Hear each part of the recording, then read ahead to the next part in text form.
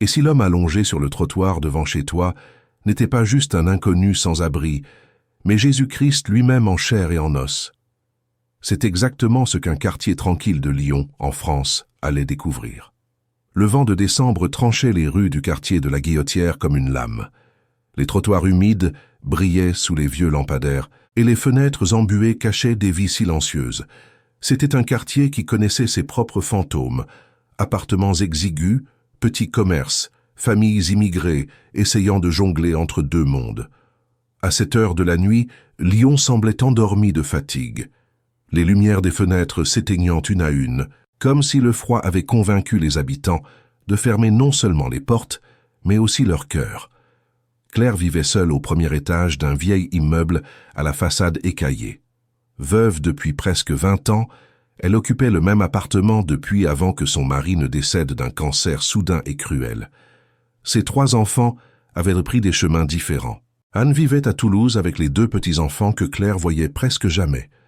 Éric était parti pour Bruxelles il y a des années, et Julien, le plus jeune, avait disparu après une dispute qu'elle ne parvenait plus à expliquer. Ils appelaient à Noël, envoyaient de l'argent de temps en temps, mais leurs visages étaient devenus lointains, des flous de mémoire dans des appels vidéo trop courts pour apaiser la nostalgie.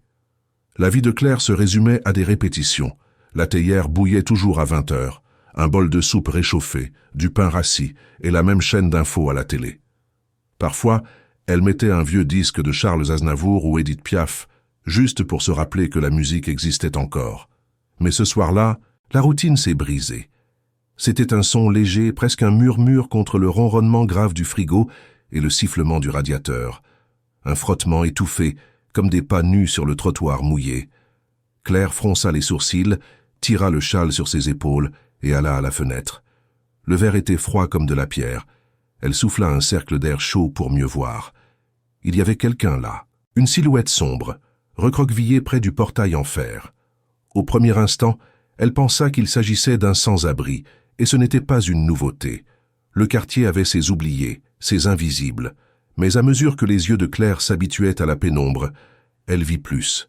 C'était un homme. Ses vêtements étaient déchirés, sales, les pieds complètement nus sur la pierre glacée. Le corps incliné, presque abandonné au sol.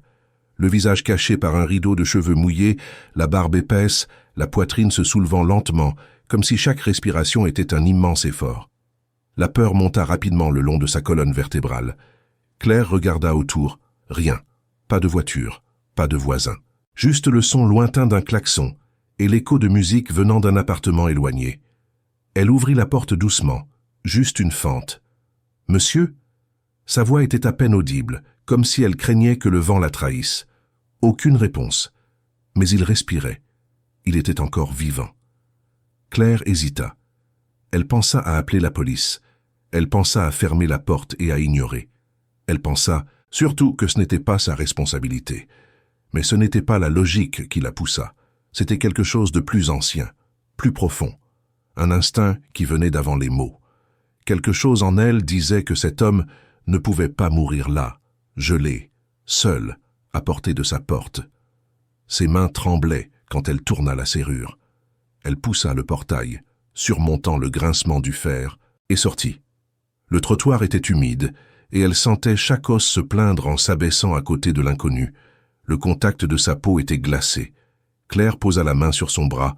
Il y avait de la boue, du sang séché, de petites coupures. Il gémit presque inaudiblement. Les yeux restaient fermés, mais elle vit les paupières bouger. Quelque chose en lui luttait encore pour rester. « Tu ne peux pas rester ici, mon Dieu », murmura-t-elle. Avec effort, elle passa les bras sous les siens.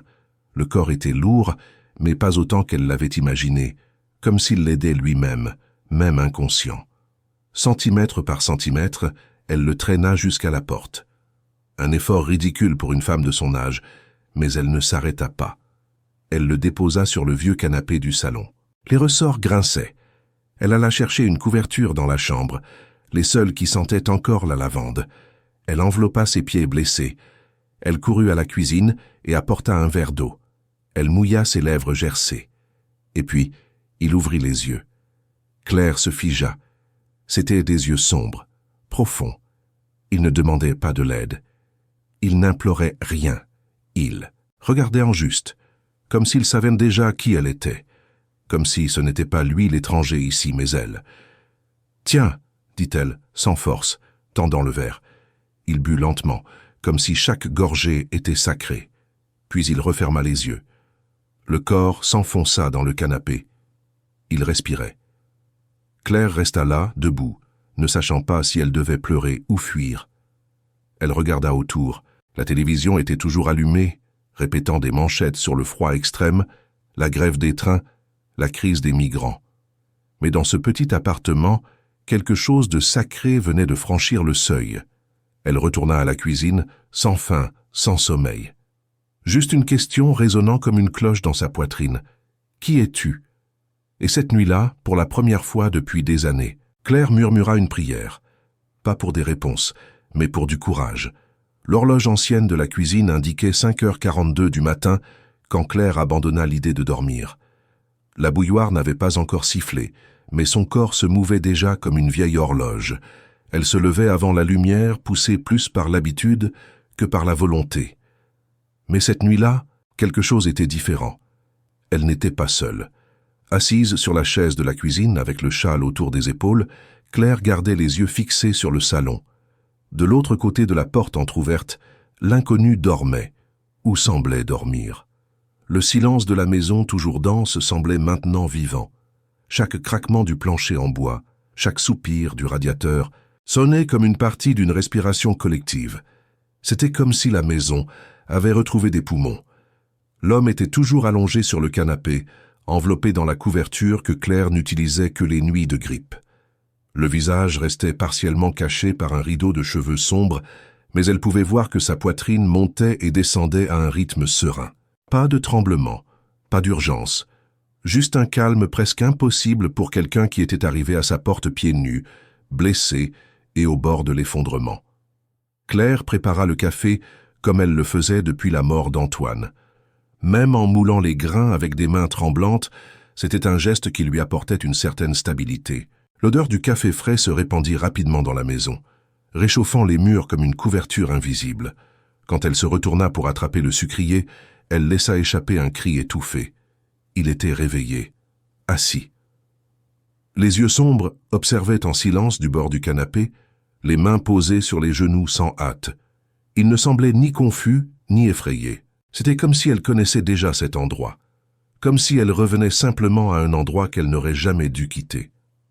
Claire s'appuya contre le comptoir, tenant la tasse si fort que ses doigts blanchirent.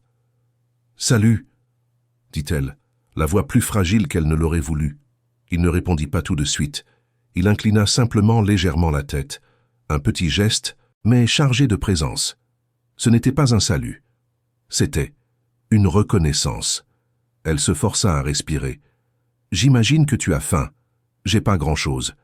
Mais c'est chaud. » Elle prit une deuxième tasse et servit le café. Elle marcha vers lui à petits pas et posa la tasse sur la petite table en bois usé.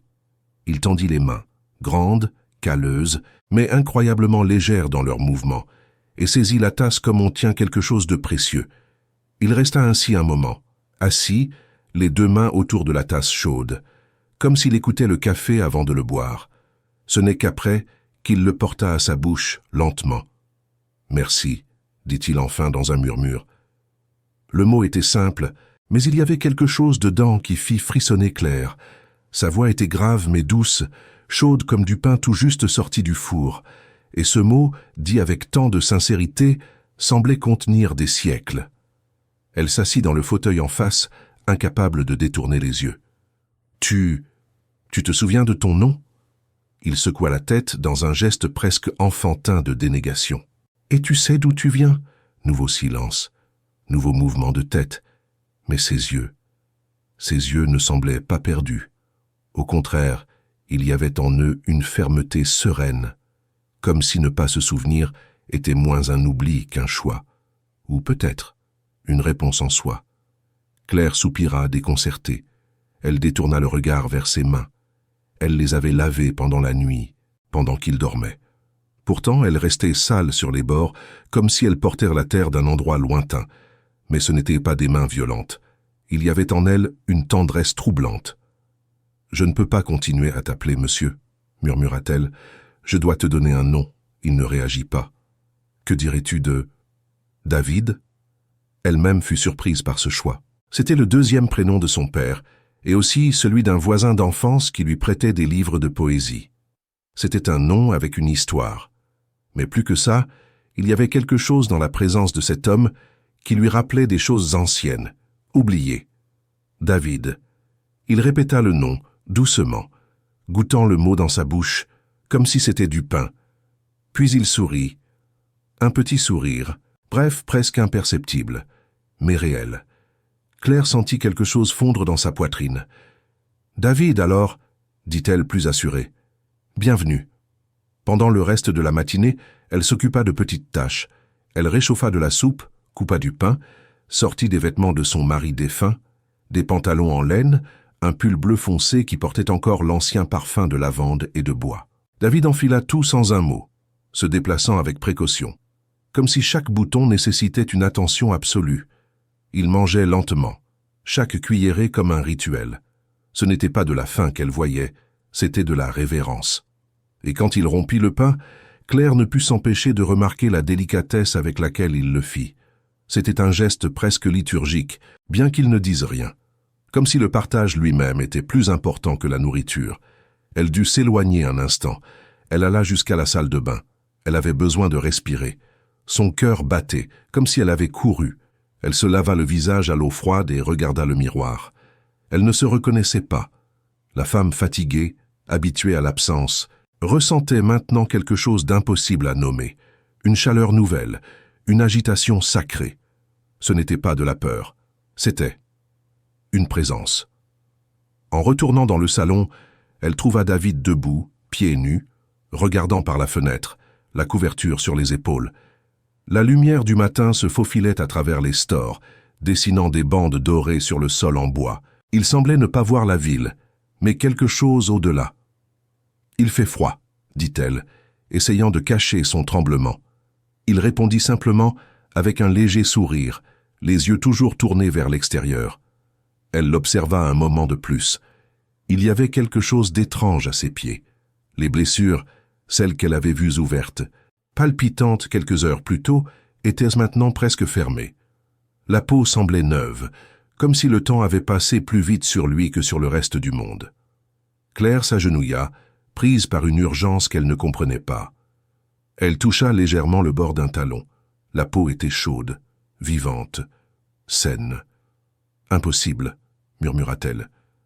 David la regarda alors. Pas avec supériorité, pas avec un secret, juste avec acceptation, comme s'il attendait déjà cette réaction, comme s'il disait, avec ses yeux, « Tu n'as pas besoin de comprendre, juste de ressentir. » Claire s'éloigna, s'asseyant à nouveau, les mains tremblantes, les yeux humides. La bouilloire siffla dans la cuisine, rompant le silence, mais elle ne bougea pas. Elle ressentait. Elle sentait que quelque chose avait changé, quelque chose en elle, quelque chose dans le monde. Et pour la première fois depuis de nombreuses années, elle ne voulait pas fuir cela.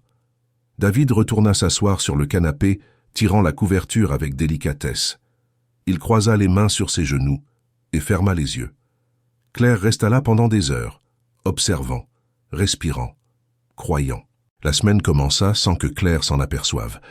Les jours, autrefois marqués par des tâches automatiques, mettre de l'eau à bouillir, nourrir le chat de la voisine, regarder les infos sans écouter un mot, se diluaient maintenant dans un temps différent. C'était comme si les aiguilles avaient désappris à courir. David parlait peu.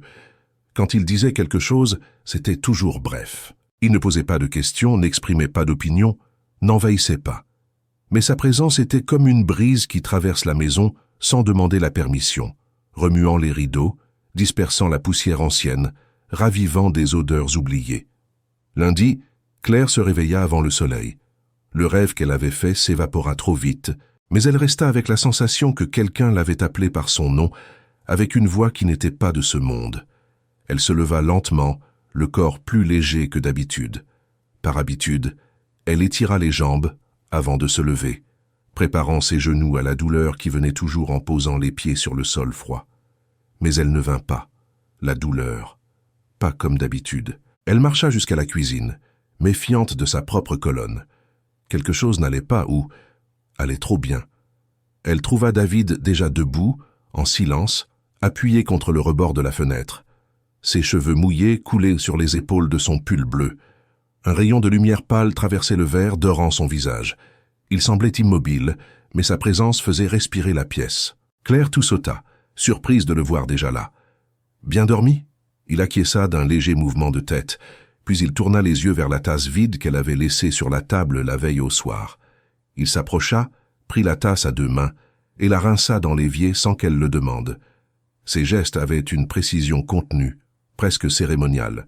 « Je peux préparer du café ?» dit Claire, en fouillant dans les pots comme si elle récitait une prière ancienne. David souria juste, comme quelqu'un qui respecte les rituels des autres, même s'il n'en a pas besoin. Pendant que l'eau chauffait, Claire remarqua à nouveau ses pieds. La peau, qui 2 jours plus tôt était écorchée, pleine de coupures profondes, semblait maintenant presque complètement régénérée. Seule 1 ou 2 traces rosées trahissaient qu'il y avait eu une blessure là. Elle ne dit rien. Elle n'osa pas. Plus tard, il l'aida à réorganiser le placard de la réserve, une tâche que Claire évitait depuis des mois. C'est là, en attrapant une boîte en haut de l'étagère, qu'elle s'en rendit compte à nouveau. L'épaule, toujours tendue, ne faisait pas mal. Le poids, qui auparavant tirait sa respiration vers l'intérieur de sa poitrine, se dissolvait maintenant sans effort. Elle s'arrêta, paralysée au milieu de la tâche. David, à côté, ne dit rien. Il continua juste à plier des sacs en papier avec patience, comme si la guérison là n'avait pas besoin d'annonce. Cet après-midi-là, pendant qu'il dormait sur le canapé, Claire l'observa depuis la porte de la cuisine. Son visage, malgré les traits rustiques, barbe épaisse, sourcils fournis, rides profondes, avait quelque chose de serein. La sérénité qu'on ne voit que chez les enfants ou chez les gens qui ont traversé l'enfer et en sont revenus en paix. Le visage de quelqu'un qui portait quelque chose de grand. Ce soir-là, elle décida d'apporter le coffre de la chambre. C'était un objet ancien, hérité de sa mère, où elle gardait des vieilleries, des lettres qu'elle n'avait pas lues depuis des décennies, et une bougie, une seule bougie. Elle était épaisse, jaunie par le temps. Elle avait été allumée pour la dernière fois le jour où Antoine avait été enterré. Claire la posa sur la table du salon, sans réfléchir. Elle l'alluma. L'odeur de cire vieille emplit la pièce. David, en remarquant, regarda simplement. Un regard prolongé, comme s'il voyait non pas la flamme, mais ce qu'elle représentait. Elle ne dit rien, lui non plus. Le silence grandit entre eux, non pas comme un poids, mais comme un temple. Au fil des jours, de petites choses commencèrent à changer. Des choses que seuls ceux qui vivent seuls depuis longtemps remarquent. L'ampoule du couloir qui clignotait depuis des semaines s'alluma de manière continue un matin, juste après que David ait touché l'interrupteur. Le radiateur, qui grinçait comme de vieux os, se mit à ronronner comme un chat docile. Coïncidence, se disait-elle. Mais quelque chose en elle n'y croyait pas. Il y eut aussi cette fois où elle se coupa le doigt avec le bord d'une boîte. Une vilaine coupure qui saigna rapidement. Elle jura, alla jusqu'à l'évier, chercha un chiffon propre. David était dans la cuisine, en silence. Il s'approcha lentement, comme quelqu'un qui s'offre, pas comme quelqu'un qui prend. Il tendit la main. Elle hésita, mais lui confia la blessure. Il prit son doigt avec soin, passa le pouce sur la coupure. Une chaleur inexplicable se répandit sur sa peau. Ça ne brûlait pas, ça réchauffait. Quand Claire retira son doigt de sa main, le sang avait cessé. La douleur avait disparu. Elle resta à regarder sa peau, lui, la bougie encore allumée, puis elle retourna s'asseoir lentement. Elle ne dit rien. Lui non plus. Mais là, dans cette petite cuisine, entre une coupure et un toucher, entre la vieille radio éteinte et la lumière qui ne faiblissait plus, quelque chose se passait. Cette nuit-là, allongée dans le lit, Claire sentit son corps léger comme elle ne l'avait pas senti depuis des décennies. Mais le sommeil ne vint pas. Elle fixait le plafond et la chambre semblait plus grande, comme si, pour la première fois depuis longtemps, l'espace n'était pas vide, mais plein. Vers 2 heures du matin, elle murmura une phrase qu'elle n'avait pas dite à voix haute depuis 20 ans. « Seigneur, si c'est vous, ne me laissez pas fuir ça. » Ce n'était pas une demande, c'était une reconnaissance. David était entré par la porte avec les pieds blessés et les yeux silencieux. Maintenant, il marchait, soignait, restaurait, sans élever la voix. Et la maison, avec ses fissures, ses vieux meubles et ses douleurs accumulées, commençait à respirer différemment. Et Claire aussi. Le 4e jour depuis l'arrivée de David, Claire remarqua que les rideaux de l'immeuble d'en face tremblaient plus que d'habitude. La dame du 2e étage, celle qui passait ses après-midi à arroser des plantes imaginaires, passait maintenant plus de temps à espionner qu'à s'occuper des pots secs. Le boulanger du coin, qui levait rarement les yeux de son comptoir, commença à demander pourquoi Claire venait plus souvent et surtout accompagnée. Les yeux du quartier s'éveillaient. La nouvelle se répandit sans que personne n'ait besoin de dire un mot. Le vieux jeu français de longs regards, de salutations courtes et de chuchotements murmurés entre le pain et le fromage. « Tu as vu cet homme ?»« Qui ?» ?»« Celui qui est entré chez la veuve Claire. »« Ah, le vagabond !» Les mots étaient toujours dits dans un murmure empoisonné. Au début, ce n'était que des observations, mais il fallut 2 jours pour que les chuchotements deviennent des insinuations, et 1 semaine pour que les insinuations deviennent des jugements. Après tout, Claire était une femme réservée, discrète, connue, mais pas intime de personne. Elle ne faisait jamais de fête, ne sortait jamais avec personne, toujours seule, toujours contenue. Et maintenant, un homme inconnu vivait avec elle. C'était naturel, disait-il, que les gens commentent. Un samedi matin, nuageux, Claire trouva un billet accroché à la boîte aux lettres. Le papier plié à la hâte, des lettres nerveuses. « Fais attention à qui tu laisses entrer. Tout le monde n'est pas ce qu'il semble être. » Elle lut et relut le cœur battant. La rue était vide, mais elle sentait les regards même sans les voir. Elle rentra chez elle plus vite que d'habitude. Ferma la porte à clé. Respira profondément. David était dans le salon, assis par terre, réparant une des chaises de la cuisine qu'elle avait reléguée au sous-sol depuis des années. Quand il la vit entrer pâle, il s'arrêta. « Tout va bien ?» demanda-t-il. Claire hésita. Finalement, elle tendit le papier. David lut, ne réagit pas. Il replia simplement le billet et le posa sur la table. « Les gens ont peur de ce qu'ils ne comprennent pas », dit-il avec une douceur désarmante. Elle acquiesça, sans savoir quoi dire. Mais à l'intérieur, une inquiétude naissait. Pas peur de lui, peur du monde. Peur que la même présence qui avait apporté la paix dans sa maison provoque maintenant des tempêtes à l'extérieur. À la paroisse du quartier, le père Emmanuel avait aussi entendu les conversations. D'abord au confessionnal. Une vieille dame murmura que Claire avait accueilli un homme étrange. Puis 2 adolescents en parlèrent pendant la messe, en riant.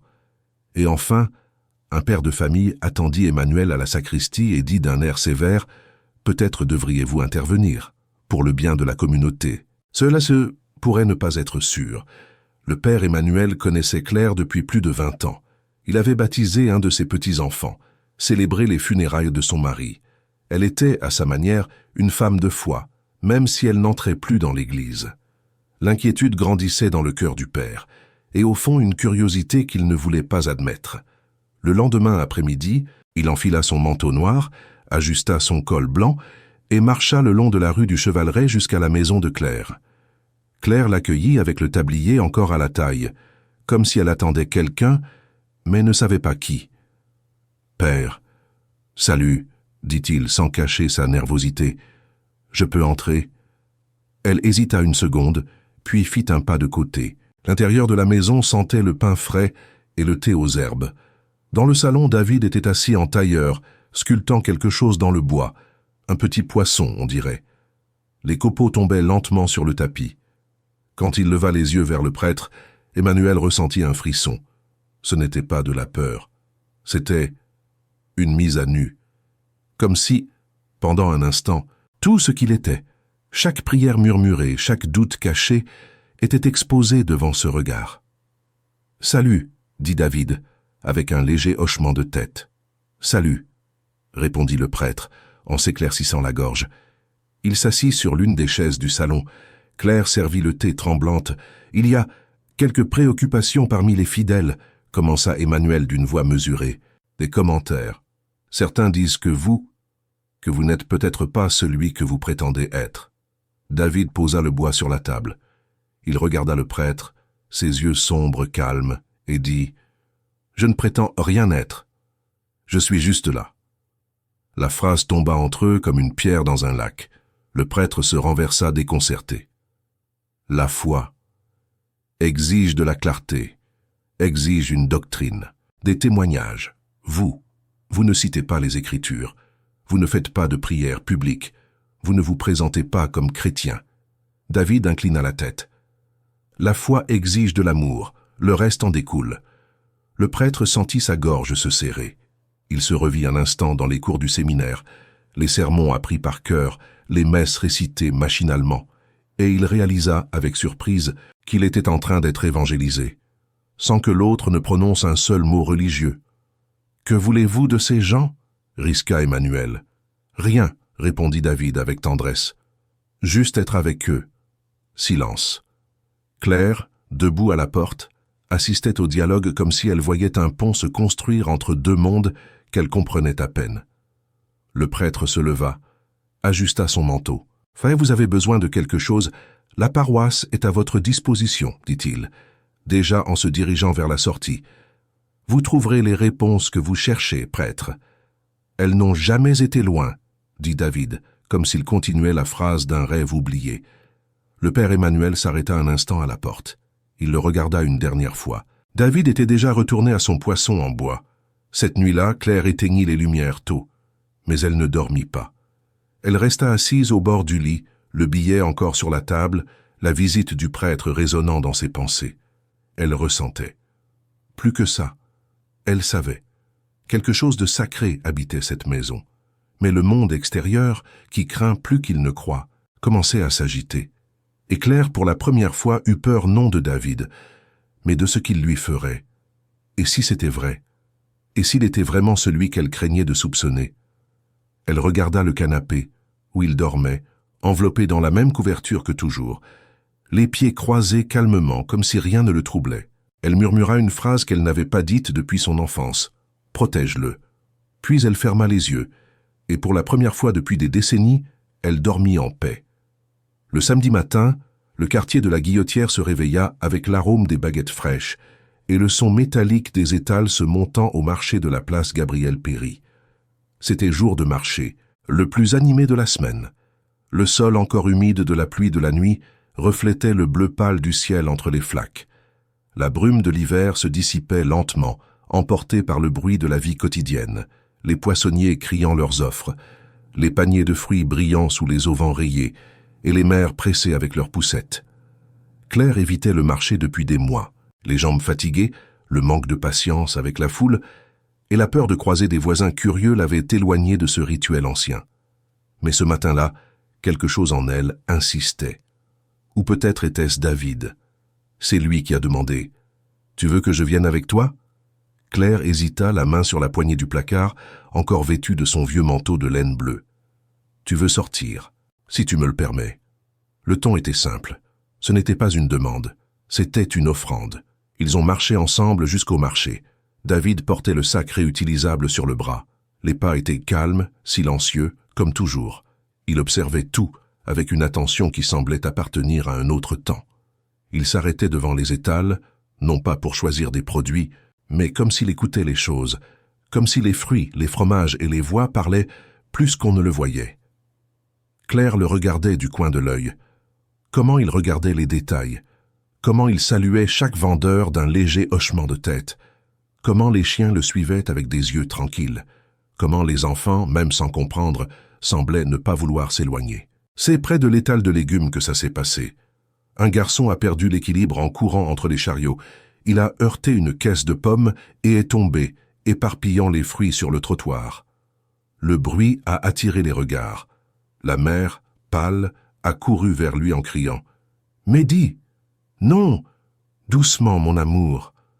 Doucement !» Le garçon est resté assis par terre, gémissant. Claire l'a reconnu de vue. Un garçon frêle de 7 ans tout au plus. Il marchait avec difficulté depuis toujours, les jambes tordues, les genoux rentrés. Marcher, pour lui, était un effort de chaque muscle. Les voisins l'appelaient « petit ange courageux », mais certains murmuraient qu'il ne durerait pas longtemps. Ce matin-là, Mehdi avait essayé de courir, et le sol l'avait fait tomber. David s'est approché, passant entre les gens avec une sérénité qui semblait ouvrir un espace autour de lui. Claire a senti l'air changer, comme si le marché s'était arrêté, même si les sons continuaient. Il s'est agenouillé devant le garçon. Il n'a pas touché immédiatement. Il a d'abord regardé dans les yeux de l'enfant, puis dans ceux de la mère, qui tremblait en serrant son sac contre sa poitrine. « Ça fait mal ?» a-t-il demandé d'une voix basse. Le garçon l'a regardé avec des larmes aux cils. Il a hoché la tête. David a alors tendu la main et l'a posée avec légèreté sur le genou gauche du garçon. Il n'a pas serré, il n'a pas forcé. Il a juste reposé. La main est restée là, ferme et douce. La mère, ne sachant que faire, murmurait en arabe une prière tremblante. Les gens autour se sont tus, même les vendeurs ont cessé d'annoncer les prix. Un silence s'est répandu, non pas comme une gêne, mais comme une présence. David a alors dit « Tu peux te lever si tu veux ». Le garçon a froncé les sourcils. « Je ne peux pas », a-t-il dit d'une voix tremblante. David a souri. Pas comme quelqu'un qui doute, mais comme quelqu'un qui voit au-delà. « Aujourd'hui tu peux ». La mère a pleuré plus fort. Un monsieur à côté a croisé les bras, méfiant. Une dame a fait le signe de croix. Le garçon a hésité. Puis, il a appuyé ses mains sur le sol. Il a essayé de se lever. Un pas, un autre. Les jambes, auparavant tordues, se redressaient devant tout le monde. La démarche était hésitante, comme un animal qui apprend à marcher. Mais le troisième pas était déjà plus assuré. Au cinquième, il a couru, il a couru. « Maman, je peux le faire !» cria-t-il en courant en cercle autour de l'étal de pommes, riant, trébuchant et riant encore plus. La mère tomba à genoux. Les cris de surprise se répandirent comme des vagues. Les gens filmaient avec leur téléphone. D'autres pleuraient.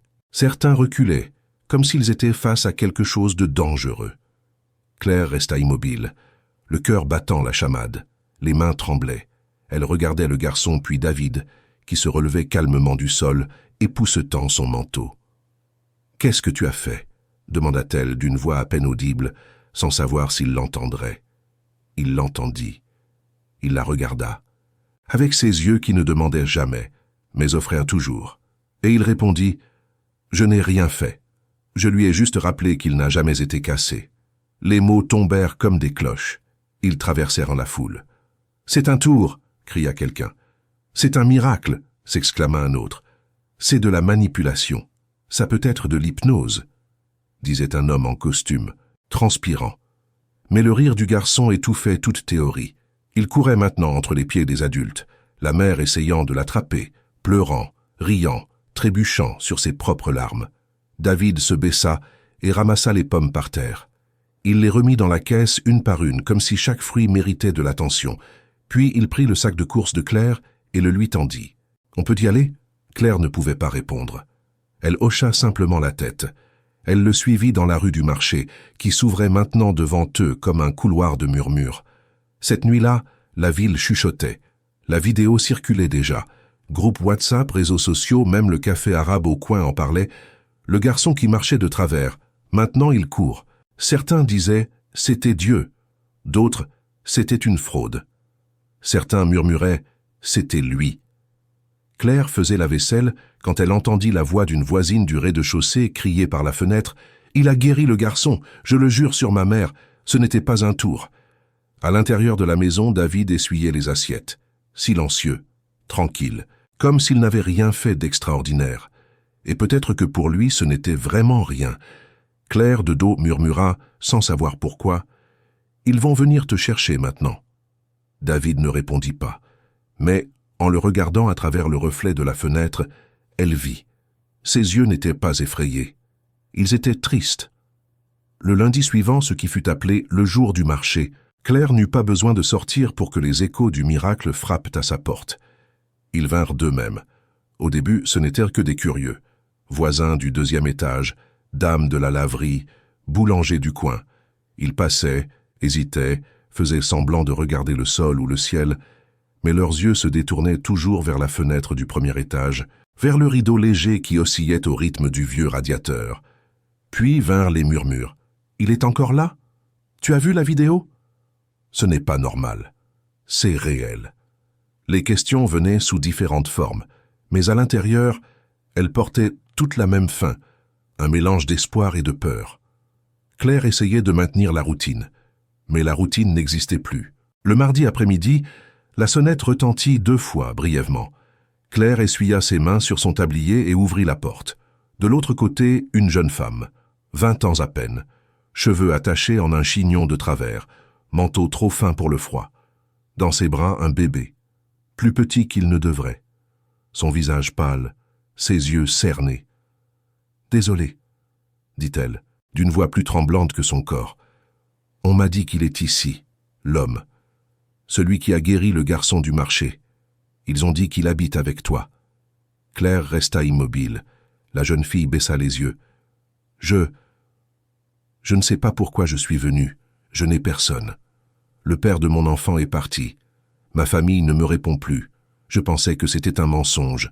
Tout ça. » Mais sa voix se brisa. « Si c'est vrai. Je voulais juste que quelqu'un me regarde comme si j'étais encore vivante. » Claire ouvrit la porte. « Entre. » David apparut dans le couloir avec une chemise simple et les pieds nus, comme toujours. Il ne dit rien. Il regarda juste le bébé puis la jeune fille. C'était un long regard. Pas de pitié, de reconnaissance. « Il va bien, » dit David en regardant l'enfant. « Mais toi, tu es blessé. » La jeune fille mordit sa lèvre, puis elle s'effondra. Elle tomba à genoux, serrant le bébé comme on s'accroche à une planche au milieu de la mer. Elle pleurait sans bruit. Seul son corps tremblait. Claire s'agenouilla à côté d'elle, passa son bras autour de ses épaules. Elle ne dit rien. Elle pleura aussi. David posa la main sur la tête de la jeune fille. Il ne pria pas. Il ne fit pas de promesses. Il se contenta de toucher. L'air de la pièce sembla changer de densité, comme si le silence avait un poids. Le bébé, qui pleurnichait auparavant, s'endormit. La jeune fille resta là pendant des heures. Puis elle dormit dans la chambre d'amis. Claire la couvrit avec la couette qu'elle utilisait pour les Noëls d'antan. Le lendemain matin, elle était encore là, et le jour suivant aussi. Elle s'appelait Yasmine, et sans que personne ne le dise, elle devint une partie de la maison. Bientôt, d'autres arrivèrent. Des gens qui ne trouvaient plus leur place sur les bancs de l'église, ni dans les couloirs de l'hôpital. Des hommes et des femmes portant des fardeaux invisibles, un mari atteint d'Alzheimer qui ne le reconnaissait plus, une fille impliquée dans la drogue, un fils disparu depuis des mois, une vieille culpabilité, une peur sans nom. Ils ne demandaient pas de guérison, ils demandaient à être écoutés. Et David les écoutait. Assis à la table de la cuisine, dans le couloir, sur le canapé, sur la véranda. Parfois, il ne disait pas un mot, mais les gens repartaient différents, avec les épaules moins voûtées, avec le regard moins trouble. Une femme, une enseignante à la retraite, au visage dur, resta assise en silence devant lui pendant une demi-heure. En se levant, elle dit simplement « Ça fait 40 ans que personne ne m'avait regardé comme tu l'as fait. » Et elle partit en pleurant. Le vendredi, Claire trouva le petit jardin de l'immeuble différent. La lavande qu'elle avait abandonnée depuis 2 hivers était maintenant vivante, et il y avait de nouvelles pousses de romarin, de menthe, et même de tournesol plantés le long de la grille. Elle regarda David qui balayait le trottoir pieds nus et demanda « C'est toi ?» Il sourit avec les yeux. Puis il retourna à son balai. À la fin de la semaine, Claire ne savait plus combien de personnes étaient passées par sa maison, ni combien avaient pleuré dans sa cuisine, ni combien de couverts supplémentaires elle avait dû mettre à table. Elle savait juste que la maison qui, pendant 20 ans, avait été un lieu d'attente, était devenue un lieu d'arrivée. Elle s'asseyait souvent le soir devant la fenêtre, regardant le reflet de la bougie qu'elle gardait encore allumée dans le salon. La flamme dansait lentement, comme si elle murmurait un secret. Parfois, Claire se demandait « Pourquoi ici? Pourquoi moi ?» Une de ces nuits, elle posa la question à haute voix. David, assis par terre, sculptait patiemment un petit animal en bois. « Pourquoi ma maison ?» Il ne leva pas les yeux, mais il répondit « Parce que tu as ouvert la porte. » Claire déglutit. « Et qu'est-ce que tu veux de moi ?» David s'arrêta. Il posa la petite sculpture sur la table. Un mouton. Puis il dit « Rien. Juste être. » Claire sentit quelque chose se briser et se reconstruire en même temps dans sa poitrine. Elle n'avait jamais eu la vocation d'être sainte. Elle n'était jamais douée avec les mots. Mais là, dans cette phrase, elle comprit. L'amour n'exige pas. La présence est une prière. La maison de Claire était devenue plus qu'un foyer. C'était maintenant un refuge, un chemin, un silence, avec un nom. et David, avec ses mains aux blessures déjà guéries, avec ses yeux qui voyaient au-delà, avec ses petits gestes, n'était pas venu pour transformer la maison. Il était venu pour rappeler que le sacré peut se trouver même dans l'endroit le plus ordinaire. Et dans les mots qu'on ne dit pas, et dans les petites chambres, et dans les cuillères de soupe servies à la lumière tamisée, Dieu passait et restait. Le samedi s'est levé gris. Les nuages flottaient bas sur Lyon, cachant le sommet des vieux bâtiments comme si la ville, en silence, attendait une décision. L'air sentait le béton mouillé, les feuilles pourries et quelque chose de plus, l'attente. Claire finissait de préparer le café quand elle entendit les premières voix venant de la rue.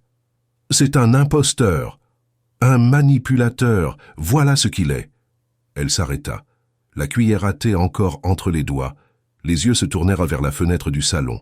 Dehors, 4 hommes et 2 femmes étaient arrêtés devant l'immeuble, tenant des pancartes écrites à la main en lettres rouges. « Faux prophète, rentre chez toi. Jésus est le seul sauveur. » Claire laissa tomber la cuillère dans l'évier. Le son métallique résonna dans la maison comme une alerte.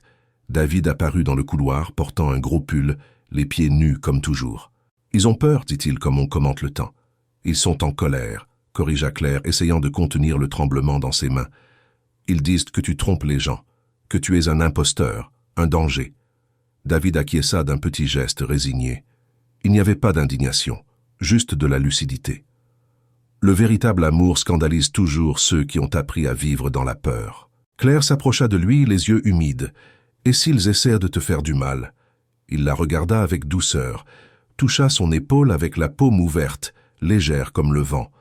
Ce n'est pas moi qu'ils veulent blesser, c'est ce qu'ils ne peuvent pas nommer. Cet après-midi-là, les pancartes se multiplièrent. Quelques fenêtres de l'immeuble voisin se remplirent de cartons collés avec du ruban adhésif. Arrêtez le cirque. Ce n'est pas un miracle, c'est de la manipulation. Claire sentait le poids des murs se refermer, comme si la maison commençait à rétrécir. Au crépuscule, quand la dernière lumière bleue du ciel descendait sur les toits, la sonnette retentit avec insistance. Elle ouvrit. De l'autre côté, le père Emmanuel. « Claire, puis-je entrer ?» Elle ne répondit pas. Elle se contenta de s'écarter, laissant la porte ouverte. David était assis dans le salon, avec Yasmine et le bébé endormi dans les bras. Carlos, un jeune Algérien qui était apparu 2 jours plus tôt à la recherche d'un endroit pour dormir, était dans le coin, lisant en silence. Le prêtre enleva son bonnet et s'assit. « Je suis venu, parce qu'on exige que je dise quelque chose, que je prenne position, que je dénonce. » David leva les yeux. « Et qu'est-ce que tu ressens ?» Le prêtre hésita. Il regarda le bébé, le pain sur la table, la bougie allumée à côté d'une petite croix en bois improvisée par David, avec des morceaux de cadre. « Je sens qu'il se passe ici quelque chose que la doctrine ne m'a pas appris à expliquer. Mais je sens aussi que ce n'est pas dangereux, juste que c'est trop grand, incontournable. » David inclina la tête. « Je ne suis pas venu pour m'intégrer. Je suis venu pour rappeler. La mémoire de l'amour est plus forte que n'importe quelle structure. » Claire observait en silence. Chaque phrase de lui était comme de l'eau versée sur une terre trop sèche. Le prêtre se leva, les larmes discrètes aux yeux. « Je ne sais pas si je peux te défendre publiquement, mais je ne peux pas t'accuser. » David sourit avec gratitude. « Je n'ai pas besoin de défense, juste de vérité. » Cette nuit-là, la tension a explosé. 3 adolescents, visages couverts de bonnets, vestes larges, se sont approchés de la porte de la maison et ont commencé à crier « Sors de là, vieux fou! On en a marre de tes mensonges !» Claire courut jusqu'à la fenêtre. David était déjà debout. « Ne va pas, s'il te plaît !» supplia-t-elle, la main sur la poitrine. Mais il la toucha juste légèrement à l'épaule et sortit. Il ouvrit la porte, descendit les 2 marches de l'entrée, se tint devant eux. Le plus grand, avec une pierre à la main, avança d'un pas. « Tu te prends pour qui, hein? Tu crois que tu peux tromper tout le monde? Faire ton petit théâtre avec les enfants? Montrer des tours ?» David resta silencieux. « Qu'est-ce que tu as fait à ma sœur, hein? Depuis qu'elle est venue ici, elle ne parle que de toi. Elle prie. Elle parle de paix. Elle est différente. Tu lui as retourné la tête. »« Je l'ai juste écoutée, » dit David. Le garçon serra les poings, les yeux rouges, la respiration haletante. « Tu n'as pas le droit. » David fit un pas en avant, calmement. « Tu ressens de la colère, mais elle n'est pas née de moi. Elle est née de la douleur que personne n'a vue, des silences que tu cries à l'intérieur. Le garçon trembla. La pierre tomba de sa main, frappant le sol avec un bruit sec. Il tomba à genoux pleurant fort. Les deux autres reculèrent, déconcertés. « Je ne voulais pas être comme ça, » dit le garçon en sanglotant. « Je voulais juste que quelqu'un me voie. » David s'agenouilla à côté de lui, posa la main sur son dos. « Je te vois. » Claire, à la porte, porta les mains à son visage. Les autres garçons tirèrent leur ami en silence. Il n'y eut pas de fuite, juste de la honte. Quand David rentra, Claire était assise sur le sol de la cuisine, le dos contre le mur, respirant vite. « Ils te détestent, » murmura-t-elle. « Ils ne savent pas ce qu'ils détestent, » répondit-il. « Mais je sais ce qu'ils cherchent, et je ne vais pas leur refuser ce qu'on ne leur a jamais donné. » Le lendemain, il y avait du pain frais laissé à la porte. Une enveloppe avec un verset biblique griffonné « N'oubliez pas l'hospitalité », car par elle, certains ont hébergé des anges sans le savoir. Mais il y avait aussi une autre lettre, une menace voilée. Claire la brûla avant que David ne la voie. Ou peut-être qu'il savait déjà, peut-être qu'il a toujours su, mais il ne cesserait pas d'aimer pour autant, parce que l'amour, quand il est vrai, ne se protège pas, il se donne. Le quartier ne chuchotait plus, il parlait à voix haute, à la tabac de la rue Moncey, au café turc du coin, dans la bouche des dames qui cousaient ensemble le dimanche, tout le monde savait déjà. Il est là, dans la maison de la veuve, l'homme de la foire, l'homme du garçon, celui qui dit peu mais voit tout. Les versions se multipliaient. C'est un prophète, c'est un imposteur dangereux, c'est Jésus, c'est un thérapeute mal déguisé, c'est un malade mental avec trop de charisme. Chacun façonnait David selon son miroir. Certains apportèrent des fleurs, d'autres des accusations. Et Claire, au milieu de tout ça, s'occupait de la maison comme on s'occupe d'une bougie dans le vent. Le jeudi, au crépuscule, il y avait plus de 10 personnes assises dans le salon, des gens qu'elle n'avait jamais vus auparavant. Un monsieur aveugle d'un œil, une adolescente aux cheveux bleus, une femme avec le bras dans le plâtre, un homme qui disait avoir tout perdu, sauf la culpabilité. Ils étaient là non pas pour des promesses, mais par intuition. David les accueillait comme toujours, avec un regard qui semblait déjà connaître chacun avant le premier salut.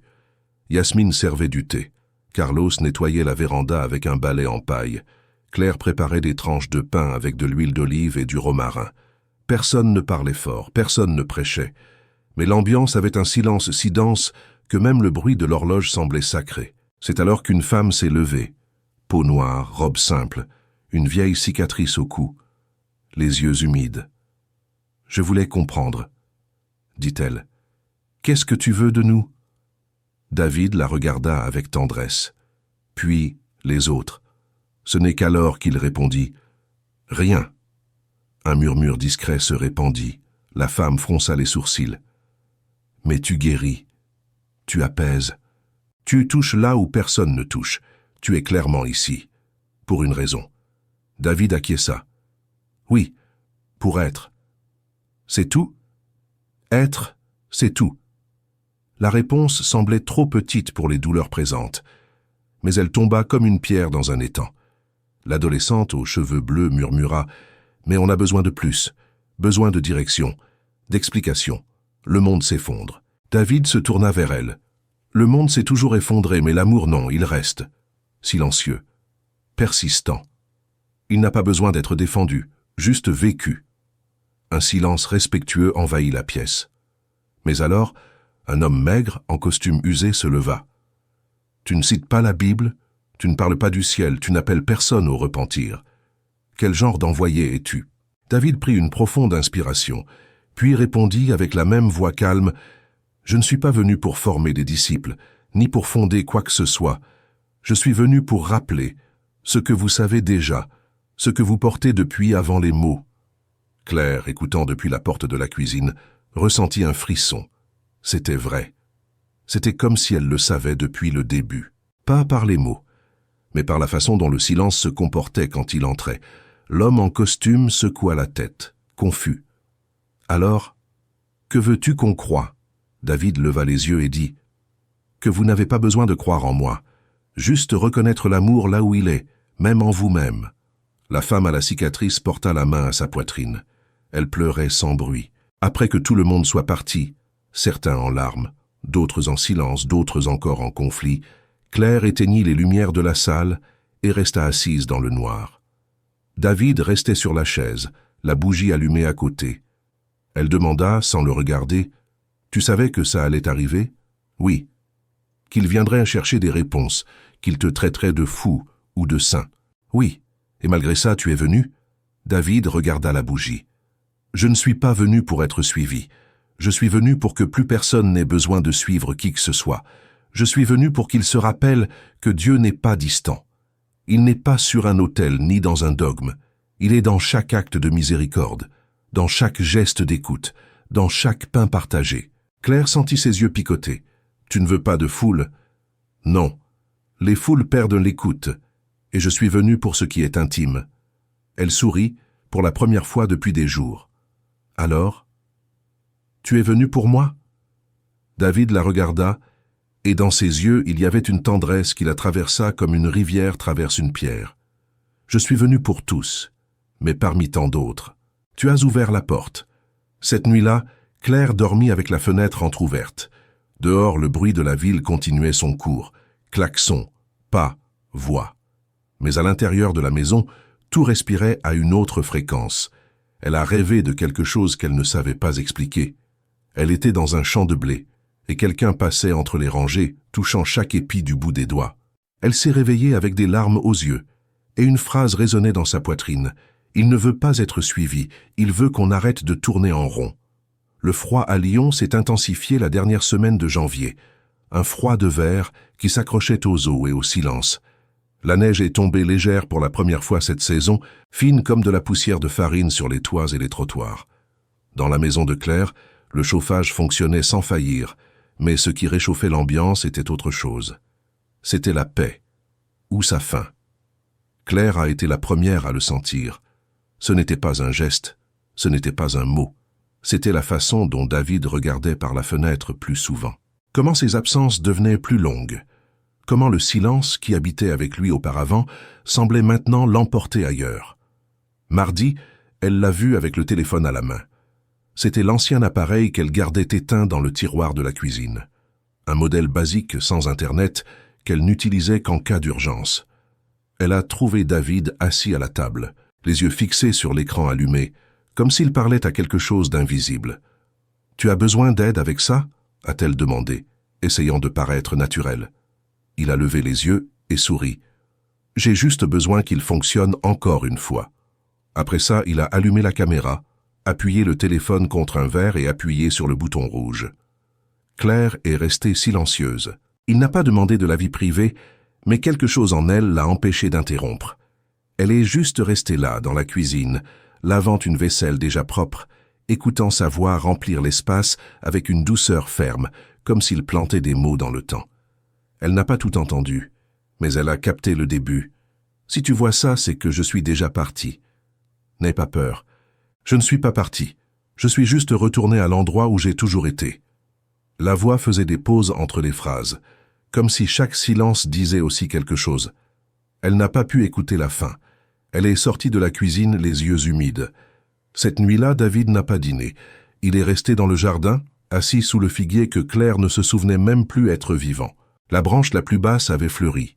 Fleuri en plein hiver. Claire est restée à la porte, observant. Il ne parlait pas. Il regardait juste le ciel, où les nuages se déplaçaient lentement, comme des draps tirés par des mains invisibles. « Tu vas partir ?» a-t-elle dit sans détourner le regard. David n'a pas répondu, mais elle savait que la réponse était oui. Elle s'est assise à côté de lui, sans manteau, sans protection. Pourquoi maintenant? Il a soupiré, le regard perdu entre les branches, parce que la graine a déjà germé.